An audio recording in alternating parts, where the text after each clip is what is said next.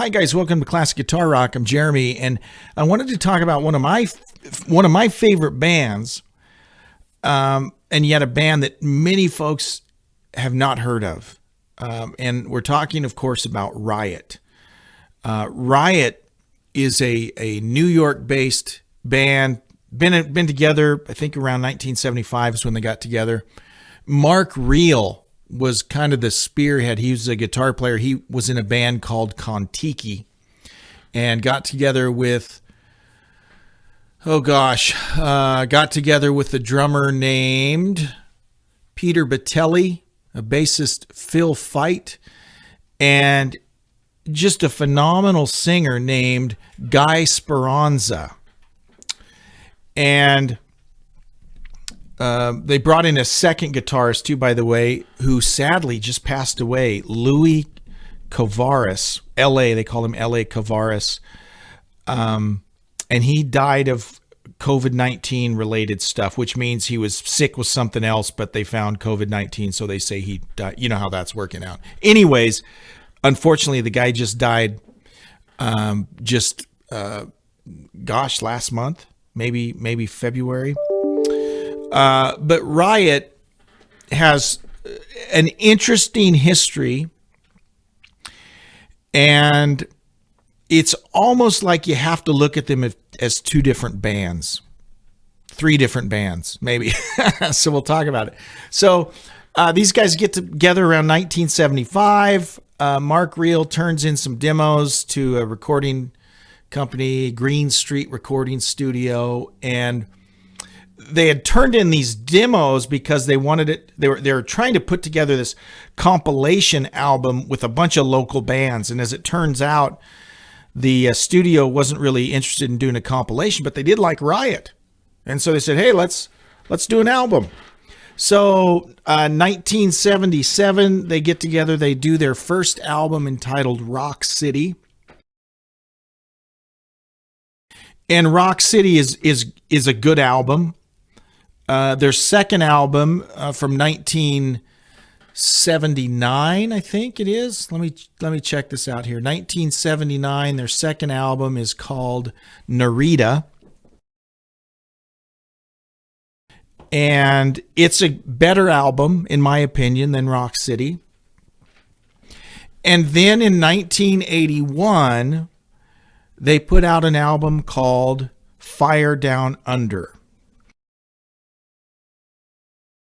And guys, let me just tell you, Fire Down Under, I think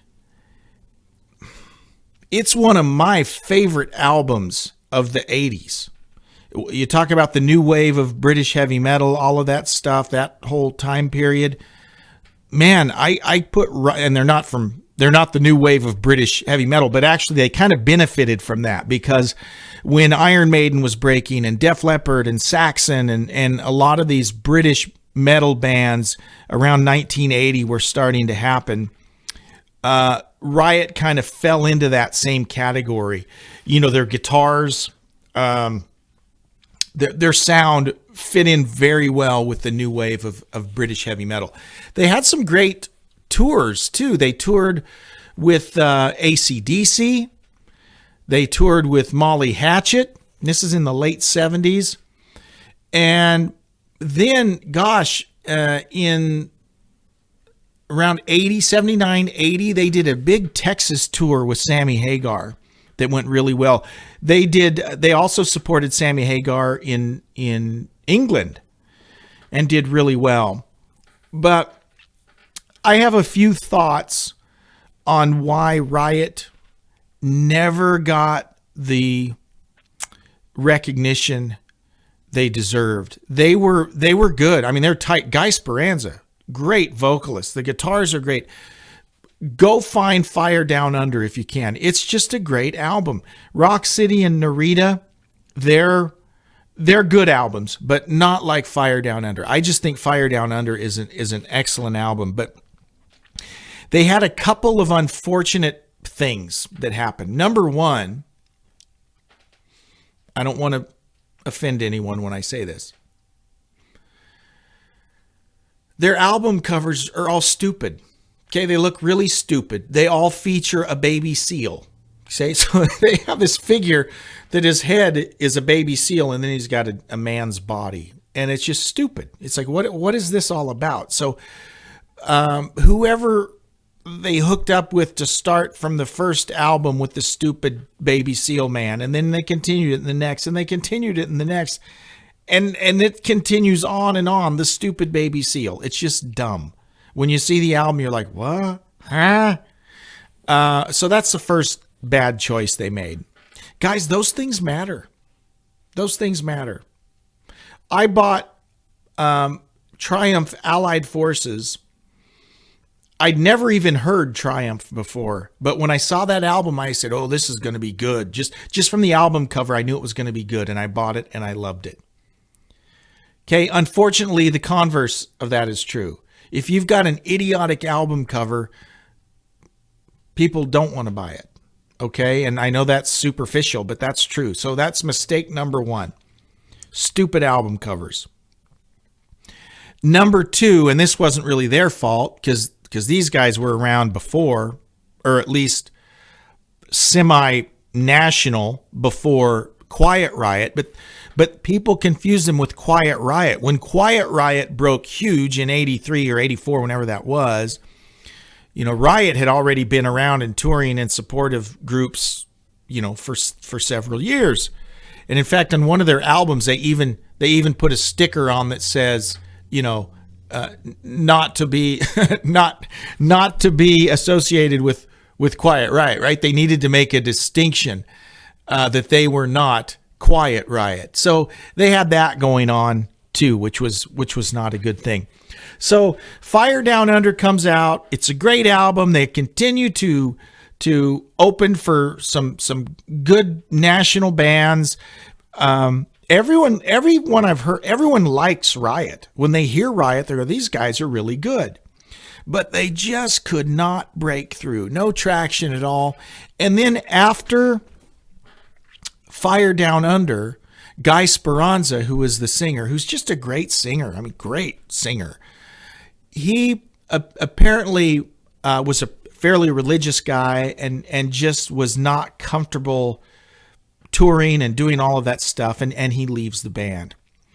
They bring in this guy, Rhett Forrester, who, you know, I've heard some people talk about how they like Rhett Forrester better, and I don't see how that can be, because I think Guy Speranza is way better than Rhett Forrester. Anyways, Rhett Forrester comes in. They do an album in 82 called Restless Breed. Again, the stupid seal returns. Oh, why? Okay. And then they do an album when I think it was 84 or 85, which I bought. It's called, 83. It's called Born in America. And it's a pretty good album. It still has Rhett Forrester on it. And he's, don't get me wrong, he's good, but I think Guy Speranza was better. So I miss Guy. So he was with them for those two albums. And apparently Rhett Forrester is kind of a wild man and unpredictable and drank too much and all kinds of things. So he was around for those two albums and then was gone. And guys, then to be honest, it becomes a revolving door. And Mark Reel is really the only consistent factor in the band for the next period. In fact, they didn't even have an album, but they did Born in America in 83 and then Thundersteel in 88.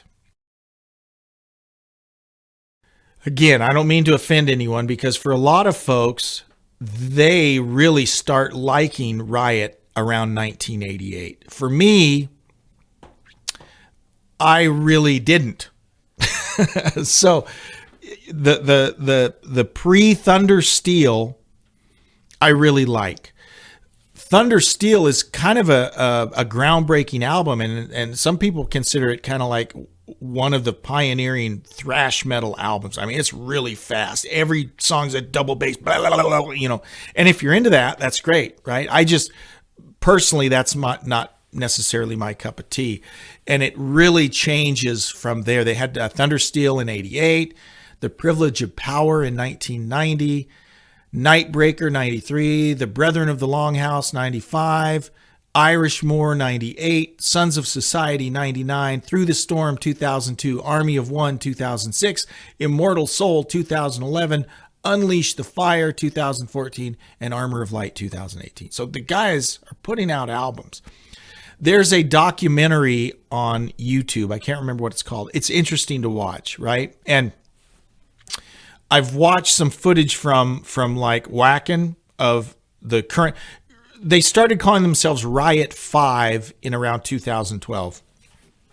And I don't mean to be dissing them. They're a good band. They're really good. And they still play Swords and Tequila. You know, they still go back and play stuff from the earlier albums. But, you know, 70-80% of their set is Thunder Steel on. So it's really fast, power metal, thrash metal.